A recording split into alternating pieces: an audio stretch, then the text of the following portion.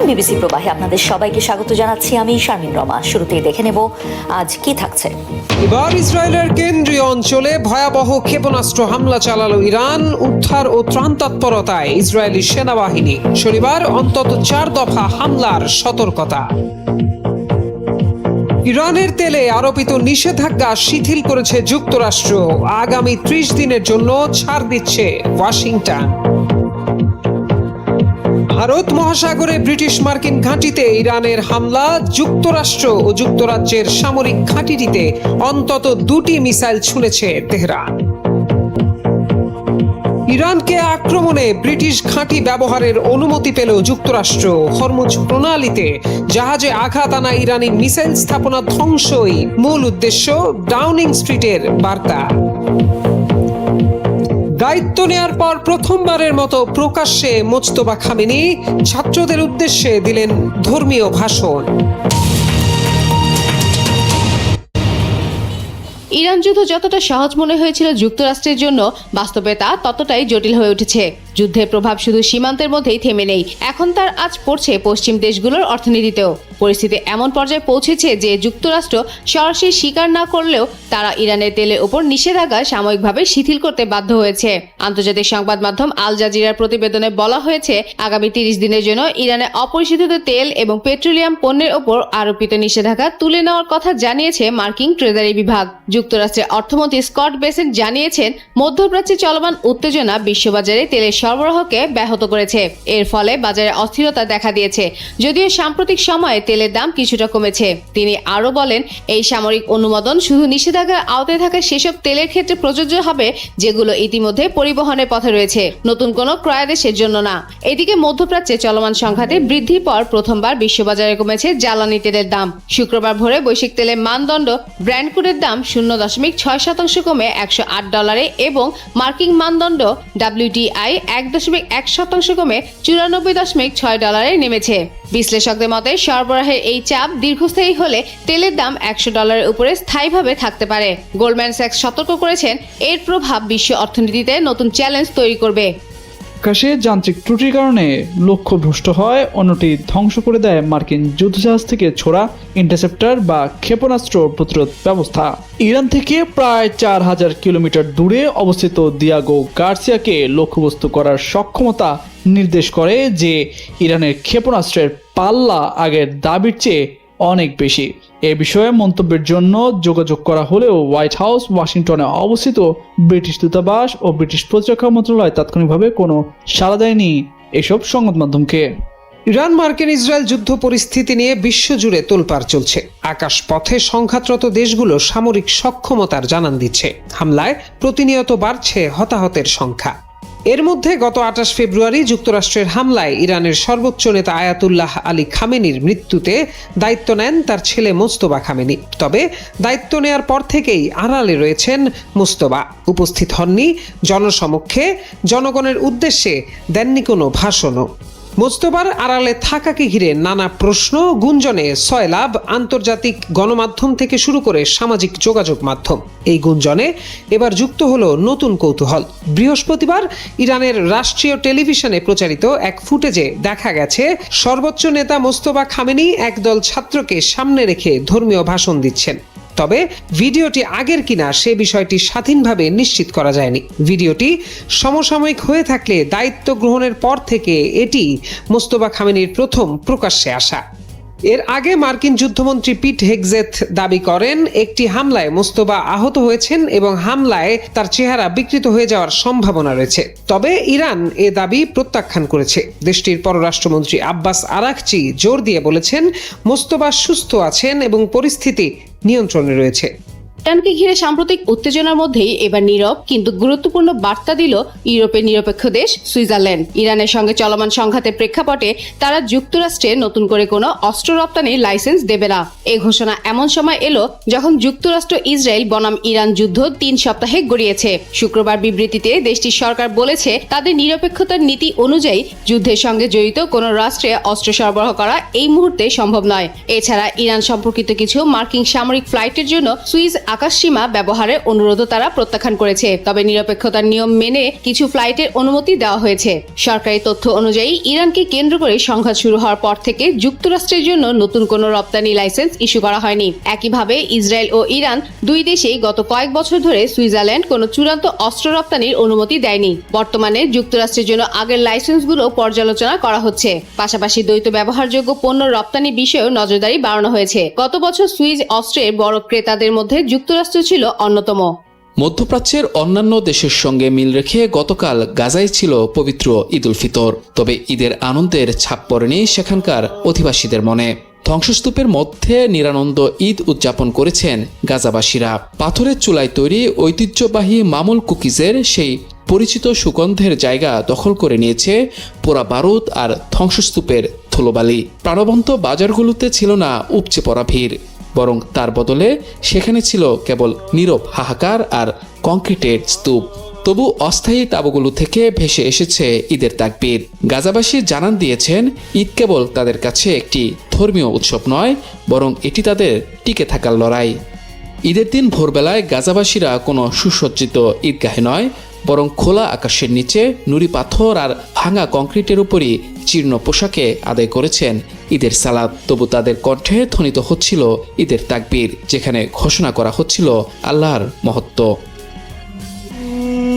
গাজার শিশুরাও মায়েদের সেলাই করে দেয়া কাপড়ে উদযাপন করেছে ঈদ উল ফিতর। কুড়িয়ে পাওয়া দড়ি আর কাঠ দিয়ে বানানো অস্থায়ী দোলনা খেলায় মেতেছিল নিষ্পাপ শিশুরা। সালামিতে বড়রা অর্থের বিপরীতে শিশুদের দিয়েছেন সামান্য কয়েকটি মুদ্রা বা ফলমূল।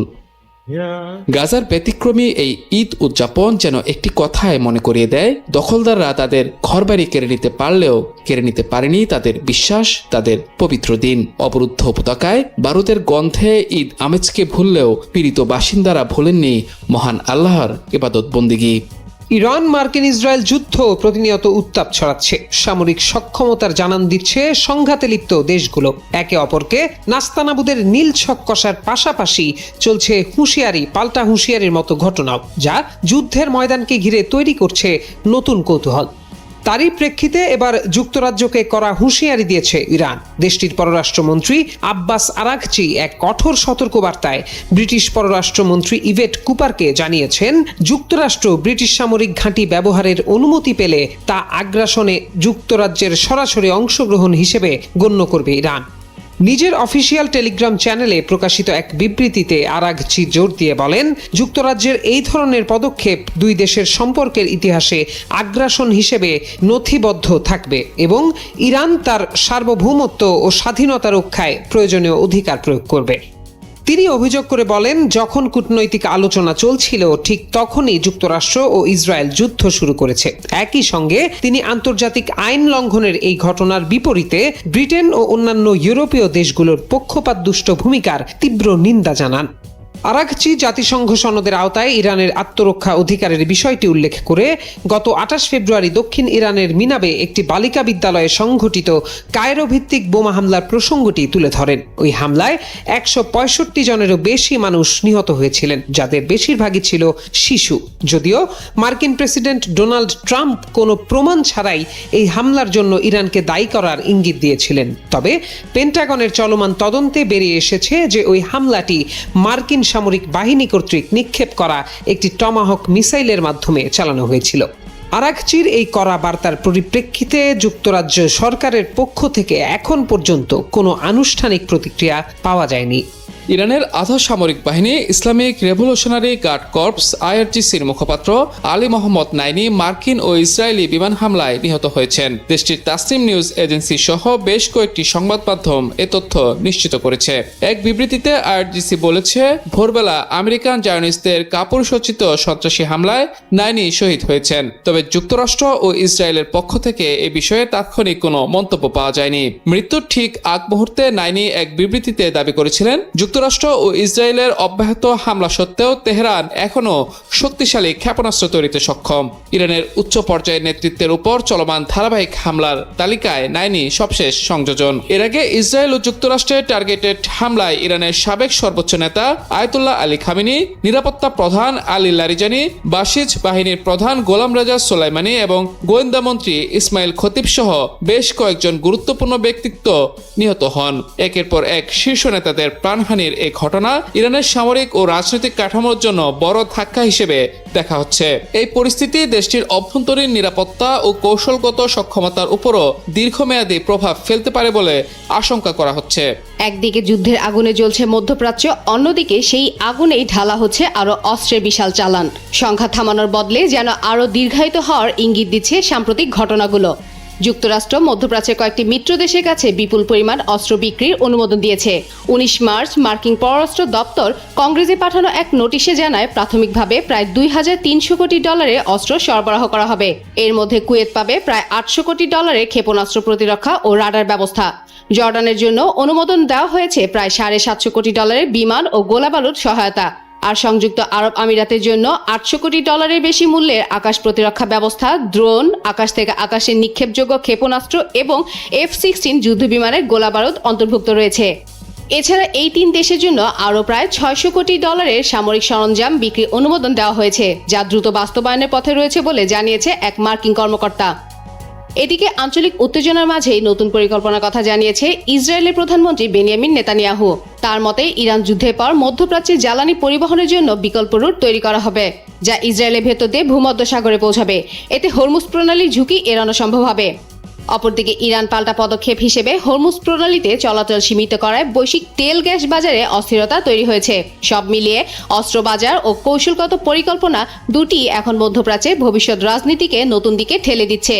মধ্যপ্রাচ্যের আকাশে ক্ষেপণাস্ত্রের ঝলকানি যতটা দৃশ্যমান, তার চেয়েও দ্রুত বাড়ছে এই যুদ্ধের আর্থিক চাপ। আর সেই চাপ এখন সরাসরি এসে পড়েছে ওয়াশিংটনের রাজনৈতিক টেবিলে। যুদ্ধের ময়দানে যেমন অনিশ্চয়তা ভর করছে, তেমনি কংগ্রেসে দেখা দিয়েছে নানা দ্বিধাদ্বন্দ্ব। এই পরিস্থিতিতে যুক্তরাষ্ট্রের প্রতিরক্ষা দপ্তর পেন্টাগন ইরানকে কেন্দ্র করে চলমান সাময়িক অভিযান চালিয়ে যেতে প্রায় $200 বিলিয়ন অতিরিক্ত তহবিল চেয়েছে। যদিও মার্কিন প্রেসিডেন্ট ডোনাল্ড ট্রাম্প বিপুল পরিমাণের এই অর্থের প্রয়োজনীয়তা বিভিন্ন কারণ উল্লেখ করলেও বিস্তারিত ব্যাখ্যা দেননি। জানা গেছে ইতিমধ্যে যুদ্ধের প্রথম সপ্তাহেই প্রায় $11 বিলিয়ন ব্যয় হয়েছে। প্রতিরক্ষা মন্ত্রী পিট হেগসেথ সতর্ক করে বলেছেন, পরিস্থিতি অনুযায়ী এই ব্যয় আরও বাড়তে পারে। তবে এই অর্থ অনুমোদনের পথে বড় বাধা হয়ে দাঁড়িয়েছে রাজনৈতিক বিভক্তি। রিপাবলিকান প্রতিনিধি লরেন বোবার্ট স্পষ্ট জানিয়ে দিয়েছেন, তিনি নতুন করে যুদ্ধ ব্যয়ে সমর্থন দেবেন না। একই সুরে চিপ রয় প্রশ্ন তুলেছেন মিশনের উদ্দেশ্য ও দীর্ঘমেয়াদী পরিকল্পনা নিয়ে। পাশাপাশি থমাস মাসি আশঙ্কা করেছেন, এই ব্যয় কয়েকশো বিলিয়ন ছাড়িয়ে ট্রিলিয়নে পৌঁছাতে পারে। অন্যদিকে সিনেটর লিসা মুরকাউস্কি স্বীকার করেছেন যে যুদ্ধ কতদিন চলবে বা স্থল সেনা পাঠানো হবে কিনা এই বিষয়ে এখনো পরিষ্কার ধারণা পাওয়া যায়নি। হাউস স্পিকার মাইক জনসন যদিও দ্রুত মিশন শেষ হওয়ার আশা দেখিয়েছেন, তারপরও হরমুজ প্রণালী পরিস্থিতিকে জটিল করে তুলছে। সব মিলিয়ে যুদ্ধের ময়দানের লড়াইয়ের পাশাপাশি এখন যুক্তরাষ্ট্রে শুরু হয়েছে অর্থ ও নীতির আরেক লড়াই। যুক্তরাষ্ট্রের প্রেসিডেন্ট ডোনাল্ড ট্রাম্প 20 মার্চ ইরানে চলমান সামরিক অভিযান গুটিয়ে আনার ইঙ্গিত দিয়েছেন। একই সঙ্গে বিশ্ববাজারে জ্বালানি তেলের সংকট মোকাবেলায় ইরানি তেল পরিবহনের ওপর থেকে সাময়িকভাবে নিষেধাজ্ঞা শিথিল করেছে ওয়াশিংটন। ট্রাম্প তার নিজের সামাজিক যোগাযোগ মাধ্যম ট্রুথ সোশ্যালে দেওয়া এক পোস্টে লিখেন, মধ্যপ্রাচ্যে বিশাল সামরিক প্রচেষ্টাকে গুটিয়ে আনার কথা ভাবছি আমরা, কারণ আমরা লক্ষ্য অর্জনের খুব কাছাকাছি পৌঁছে গেছি। 28 ফেব্রুয়ারি শুরু হওয়া এই সংঘাতের শিগগিরই অবসান ঘটতে পারে। ট্রাম্পের এ বার্তাকে এখন পর্যন্ত ইরান যুদ্ধের পরিণতির বিষয়ে তার সবচেয়ে জোরালো ইঙ্গিত হিসেবে দেখা হচ্ছে। ট্রাম্পের এ বার্তার কিছুক্ষণ পরেই হোয়াইট হাউসের প্রেস সেক্রেটারি ক্যারোলিন লেভিট এক্সে দেওয়া এক পোস্টে বলেন, এই মিশন সফল করতে প্রায় 4 থেকে 6 সপ্তাহ লাগতে পারে, এমন আভাস আগেই দিয়েছিলেন প্রেসিডেন্ট। এদিকে বিশ্ববাজারে তেলের দাম বৃদ্ধি ও সরবরাহ ঘাটতি নিয়ে ক্রমবর্ধমান উদ্বেগের মধ্যে যুক্তরাষ্ট্রের অর্থ মন্ত্রণালয় জানিয়েছে, ইতিমধ্যে জাহাজে তোলা হয়েছে এমন ইরানি তেলের ওপর থেকে সাময়িকভাবে নিষেধাজ্ঞা তুলে নেওয়া হচ্ছে। এ অনুমতির ফলে 20 মার্চের আগে জাহাজে তোলা ইরানের অপরিশোধিত তেল ও অন্যান্য পেট্রোলিয়াম পণ্য আগামী 19 এপ্রিল পর্যন্ত খালাস ও বিক্রি করা যাবে। অন্যদিকে ইরানের নতুন সর্বোচ্চ নেতা আয়াতুল্লাহ মুস্তফা খামেনি তার দেশের শত্রুদের মোক্ষম জবাব দেওয়ার ঘোষণার পর সৌদি আরব এবং ইসরায়েলে ড্রোন ও ক্ষেপণাস্ত্রের নতুন দফায় হামলা চালিয়েছে তেহরান। জবাবে শনিবার ভোরে তেহরানে পাল্টা হামলা চালিয়েছে ইসরায়েলের সামরিক বাহিনী। মধ্যপ্রাচ্যে চলমান উত্তেজনার পারদ এবার আছড়ে পড়ল ভারত মহাসাগরে। কৌশলগত দ্বীপ দিয়াগো গার্সিয়ায় অবস্থিত যুক্তরাষ্ট্র ও যুক্তরাজ্যের যৌথ সামরিক ঘাঁটিকে লক্ষ্য করে অন্তত 2টি মধ্যম পাল্লার ব্যালিস্টিক ক্ষেপণাস্ত্র নিক্ষেপ করেছে ইরান। দ্য ওয়াল স্ট্রিট জার্নালের এক চাঞ্চল্যকর প্রতিবেদন থেকে এই তথ্য সামনে এসেছে। প্রতিবেদনে উল্লেখ করা হয়েছে, নিক্ষেপ করা ক্ষেপণাস্ত্র দুটির মধ্যে একটি মাঝ আকাশেই যান্ত্রিক ত্রুটির কারণে লক্ষ্যভ্রষ্ট হয়ে যায়। অপরদিকে দ্বিতীয় ক্ষেপণাস্ত্রটি মার্কিন যুদ্ধজাহাজ থেকে ছোড়া আধুনিক ইন্টারসেপ্টর বা ক্ষেপণাস্ত্র প্রতিরোধক ব্যবস্থার মাধ্যমে সফলভাবে ধ্বংস করা হয়। বিষুবরেখার ঠিক দক্ষিণে অবস্থিত দিয়াগো গার্সিয়া দ্বীপটি যুক্তরাষ্ট্রের সামরিক কৌশলগত দিক থেকে অত্যন্ত গুরুত্বপূর্ণ। সিএনএন এর মতে, নিজ ভূখণ্ড থেকে হাজার হাজার মাইল দূরে থেকে সামরিক অভিযান পরিচালনা এবং মার্কিন বিমান বাহিনীর ভারী বোমারু বিমানগুলোর প্রধান ঘাঁটি হিসেবে এই দ্বীপটি ব্যবহৃত হয়ে আসছে। রয়টার্স জানিয়েছে, এই অনাকাঙ্ক্ষিত হামলার বিষয়ে মন্তব্য জানতে হোয়াইট হাউস, ওয়াশিংটনে অবস্থিত ব্রিটিশ দূতাবাস ও ব্রিটিশ প্রতিরক্ষা মন্ত্রণালয়ের সঙ্গে যোগাযোগ করা হলেও তাৎক্ষণিকভাবে তাদের কাছ থেকে কোনো আনুষ্ঠানিক প্রতিক্রিয়া পাওয়া যায়নি। এই হামলার ফলে ইরানের প্রকৃত সামরিক সক্ষমতা নিয়ে পশ্চিমাদের উদ্বেগ বহুগুণে বেড়ে গেছে। ওয়াল স্ট্রিট জার্নাল বিশ্লেষণ করে দেখিয়েছে, ইরান থেকে দিয়াগো গার্সিয়ার দূরত্ব প্রায় 4000 কিলোমিটার। এত দূরের লক্ষ্যবস্তুতে হামলার সক্ষমতা সরাসরি প্রমাণ করে যে ইরানের ক্ষেপণাস্ত্রের পাল্লা তাদের আগের দাবির চেয়ে দ্বিগুণেরও বেশি। অথচ গত মাসেই ইরানের পররাষ্ট্রমন্ত্রী আব্বাস আরাকচি দাবি করেছিলেন, তেহরান স্বেচ্ছায় তাদের ক্ষেপণাস্ত্রের পাল্লা সর্বোচ্চ 2000 কিলোমিটারের মধ্যে সীমাবদ্ধ রেখেছে। মার্কিন প্রেসিডেন্ট ডোনাল্ড ট্রাম্প ও ইসরায়েলের জন্য অস্ত্র ভাণ্ডারে চমক অপেক্ষা করছে বলে দাবি করেছেন ইরানের সর্বোচ্চ সমন্বয়কারী সামরিক কমান্ড খাতাম আল আম্বিয়া কেন্দ্রীয় সদর দপ্তরের প্রধান মেজর জেনারেল আলী আবদুল্লাহি। ইরানের রাষ্ট্রীয় সংবাদ মাধ্যম প্রেস টিভি এই তথ্য জানিয়েছে। আবদুল্লাহি বলেন, ট্রাম্প বারবার শুধু ভয় দেখাচ্ছেন, তবে তাকে জানতে হবে ইরানের সশস্ত্র বাহিনী তার এবং তার সহযোগী ইসরায়েলি শাসকের জন্য চমক প্রস্তুত করে রেখেছে। তিনি আরও বলেন, ইরানের আকাশ সীমায় একটি অত্যাধুনিক F-35 যুদ্ধ বিমানকে লক্ষ্য করে আঘাত হানা হয়েছে, যা ইরানের সামরিক সক্ষমতার এক অনন্য উদাহরণ। এই মন্তব্য এসেছে চলমান সামরিক অভিযান অপারেশন ট্রু প্রমিস 4 এর প্রেক্ষাপটে। গত ফেব্রুয়ারি মাসের শেষ দিকে যুক্তরাষ্ট্র ইসরায়েলের হামলার জবাবে এই অভিযান শুরু করে তেহরান। ইরানের দাবি, এই অভিযানের অংশ হিসেবে মধ্যপ্রাচ্যে অবস্থিত একাধিক মার্কিন সামরিক ঘাঁটি, বিশেষ করে কাতার, বাহরাইন, সংযুক্ত আরব আমিরাত, কুয়েত এবং সৌদি আরবে অবস্থিত স্থাপনাগুলোতে আঘাত হানা হয়েছে। এছাড়া ইসরায়েলের ভেতরেও তেল আবিব, আল কুদস, হাইফা, বেয়ারশেবা এবং নেভেক মরুভূমির বিভিন্ন কৌশলগত স্থানে হামলার দাবি করেছে তেহরান। বিশ্লেষকদের মতে এই ধরনের কঠোর বার্তা ও পাল্টাপাল্টি হামলার দাবি মধ্যপ্রাচ্যের চলমান সংঘাতকে আরও বিস্তৃত ও জটিল করে তুলছে। এতে আঞ্চলিক উত্তেজনা নতুন মাত্রা পাওয়ার আশঙ্কা তৈরি হয়েছে। 2026 সালের 28 ফেব্রুয়ারি দিনটিকে অনেকে দেখেন আন্তর্জাতিক আইনের এক অন্ধকার অধ্যায় হিসেবে। সেদিন যুক্তরাষ্ট্র ইসরায়েল অপারেশন এপিক ফিউরি নামে ইরানের উপর বড় ধরনের সামরিক হামলা চালায়, যা সমালোচকদের মতে জাতিসংঘ সনদের স্পষ্ট লঙ্ঘন। অভিযানের আগে আলোচনার আড়ালে শত্রুকে নিশ্চিত করার কৌশল যুক্তরাষ্ট্র ও তার ইসরায়েলি মিত্রের জন্য নতুন কিছু নয়। তবুও এই হামলা ইরানকে অনেকটাই অপ্রস্তুত অবস্থায় ফেলে দিয়েছে। অভিযানের সর্বোচ্চ নেতা আলী খামেনি সহ কয়েকজন শীর্ষ ইরানি কর্মকর্তা নিহত হয়েছেন। তবে এত বড় আঘাতের পরও ইরানের শাসন ব্যবস্থায় পরিবর্তন ঘটেনি। ক্ষতিগ্রস্ত হলেও টিকে আছে ইরান সরকার। জবাবে মধ্যপ্রাচ্য ও ইসরায়েলে থাকা মার্কিন সামরিক ঘাঁটি ও কূটনৈতিক স্থাপনায় ড্রোন ও ক্ষেপণাস্ত্র হামলা চালায় ইরান। এতে কিছু ক্ষয়ক্ষতি হলেও প্রতিপক্ষের শক্তিশালী সামরিক ক্ষমতার সামনে তা কার্যকর প্রতিরোধ গড়ে তুলতে পারেনি।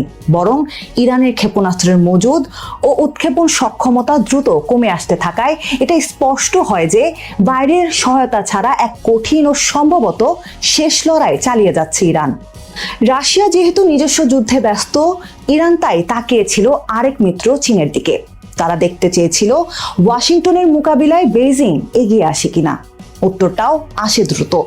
যুদ্ধ শুরুর 2 দিন পর চীনের পররাষ্ট্র মন্ত্রণালয়ে নিয়মিত সংবাদ সম্মেলন চলে স্বাভাবিক ছন্দেই, যেন বড় কোনো ঘটনাই ঘটেনি।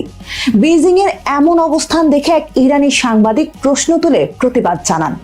এরপরেই মন্ত্রণালয়ের মুখপাত্র মাওনিং অনিচ্ছা সত্ত্বেও যুক্তরাষ্ট্র ইসরায়েলে হামলার নিন্দা জানান, তবে সেটি ছিল সীমিত ও সতর্ক ভাষায়।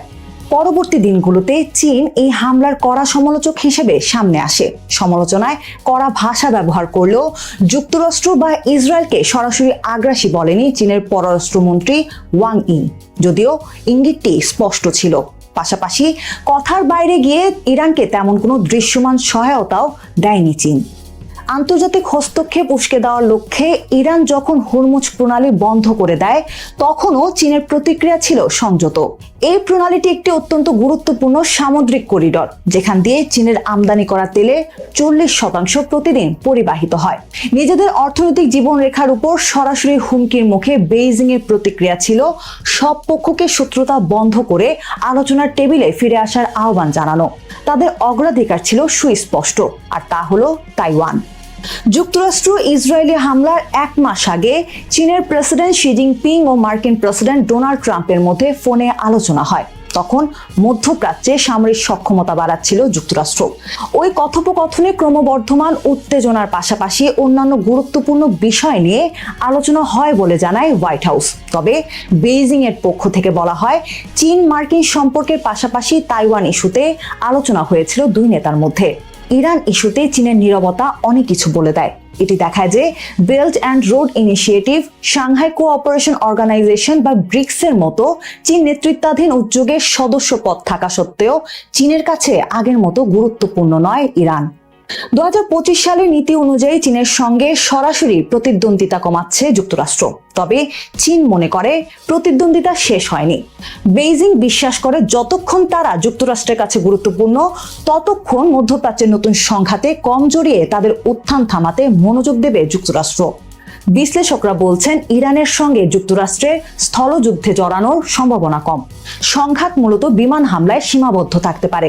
ইরাক বা লিবিয়ার মতো দেশের সরকার পরিবর্তন করতে যুক্তরাষ্ট্রকে স্থানীয় বা মিত্র দেশে স্থলবাহিনীর সমর্থন প্রয়োজন পড়েছিল। তাই এই পরিস্থিতিতে ইরানকে দুর্বল করা সম্ভব হলেও সরকার উৎখাত করা বেশ কঠিন। বিশ্লেষকরা আরো বলছেন, ইরান যুদ্ধ নিয়ে ট্রাম্পের কোনো স্পষ্ট চূড়ান্ত পরিকল্পনা নেই। মিত্রদের চাপ, তেলের দাম বৃদ্ধি ও দেশের ভেতরের অসন্তোষের কারণে সম্ভবত শীঘ্রই শেষ হবে যুদ্ধ। নিজেও এই পরিস্থিতি থেকে বের হওয়ার উপায় খুঁজছেন ট্রাম্প। এই যুদ্ধ চীনের অর্থনীতির জন্য বড় ঝুঁকি তৈরি করবে না। সংঘাত যতক্ষণ 4 মাসের কম থাকবে, চীন তেলের দাম বাড়ার ধাক্কা সামাল দিতে পারবে, কারণ তাদের কাছে প্রচুর তেলের মজুদ রয়েছে। যুক্তরাষ্ট্র ইরান সরকারকে উৎখাত করলেও তেলের উপর নির্ভরশীল চীন বিশ্বের বৃহত্তম তেল ও গ্যাস আমদানিকারক হিসেবে নতুন সরকারকেও উষ্ণ সম্পর্ক বজায় রাখতে বাধ্য করবে, কারণ তেলের রাজস্বের উপর নির্ভরশীল থাকবে নতুন সরকারও। যুক্তরাষ্ট্রের সিনেটরের ইন্টেলিজেন্স কমিটির এক নতুন গোয়েন্দা মূল্যায়ন প্রতিবেদনকে ঘিরে আবারও আলোচনায় পাকিস্তানের ক্ষেপণাস্ত্র কর্মসূচি।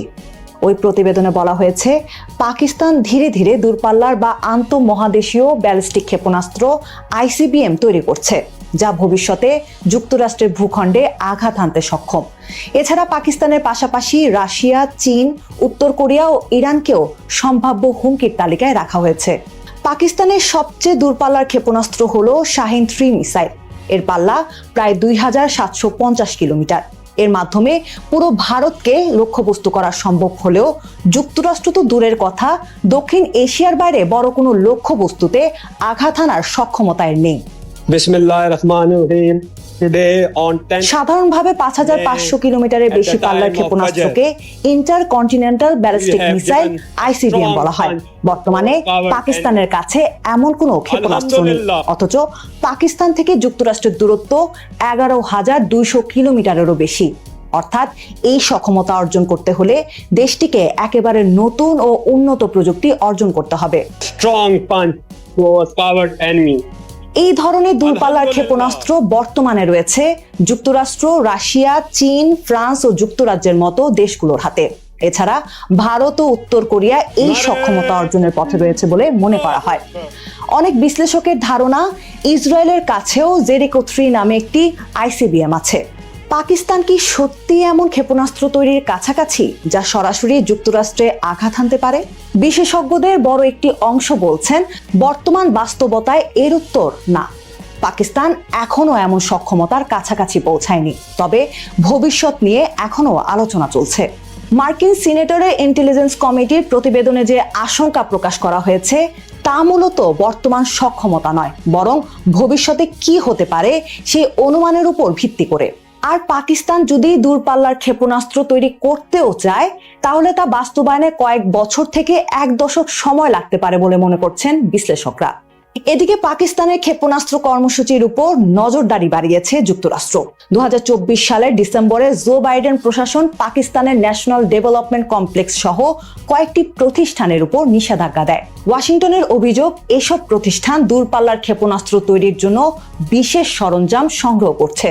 সে সময় মার্কিন কর্মকর্তা জন ফাইনার সতর্ক করেছিলেন, এই ধারা অব্যাহত থাকলে পাকিস্তান ভবিষ্যতে দক্ষিণ এশিয়ার বাইরেও এমনকি যুক্তরাষ্ট্রেও আঘাত হানতে সক্ষম হতে পারে।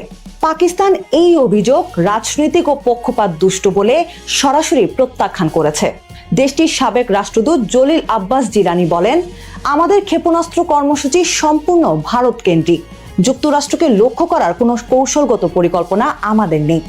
একই মত দিয়েছেন সাবেক হাই কমিশনার আবুল বাসিতো। তার মতে এই ধরনের দাবি পুরোপুরি ভিত্তিহীন। পাকিস্তান দীর্ঘদিন ধরে বলে আসছে তাদের পারমাণবিক ও ক্ষেপণাস্ত্র কর্মসূচি শুধু ভারতের বিরুদ্ধে প্রতিরোধ গড়ে তোলার জন্য। 2025 সালের মে মাসে ভারত পাকিস্তান সংঘাতে 3 মাস পর দেশটি আর্মি রকেট ফোর্স কমান্ড গঠন করে, যা এই প্রতিরক্ষা কৌশলের অংশ। পাশাপাশি ইসলামাবাদের দাবি, যুক্তরাষ্ট্র একদিকে ভারতের সঙ্গে প্রতিরক্ষার সহযোগিতা বাড়াচ্ছে, অন্যদিকে পাকিস্তানের উপর নিষেধাজ্ঞা দিচ্ছে, যা দ্বৈত নীতির পরিচয়। কিছু মার্কিন বিশ্লেষক মনে করেন, পাকিস্তান যদি ভবিষ্যতে এমন দূরপাল্লার ক্ষেপণাস্ত্র তৈরি করে, তাহলে সেটির লক্ষ্য সরাসরি ভারত নয়, বরং যুক্তরাষ্ট্রকে একটি বার্তা দেওয়া। তাদের ধারণা, ভারত পাকিস্তান সংঘাতে যেন যুক্তরাষ্ট্র হস্তক্ষেপ না করে বা পাকিস্তানের পারমাণবিক স্থাপনায় হামলার ঝুঁকি না নেয়, এটি হতে পারে এমন সক্ষমতা তৈরির উদ্দেশ্য। তবে পাকিস্তানি বিশ্লেষকরা এই ধারণা মানতে রাজি নন। পারমাণবিক নিরাপত্তা বিশ্লেষক রাবিয়া আখতার বলেন, এই ধরনের মূল্যায়ন অনেক সময় সবচেয়ে খারাপ পরিস্থিতির জন্য ধরে রাখা হয়, যা বাস্তবতার সঙ্গে মেলে না। পাকিস্তানের কর্মসূচি এখনো পুরোপুরি ভারত কেন্দ্রিক। সবাইকে শুভকামনা জানিয়ে আমি শারমিন রমাজ এখানে বিদায় নিচ্ছি। ভালো থাকবেন।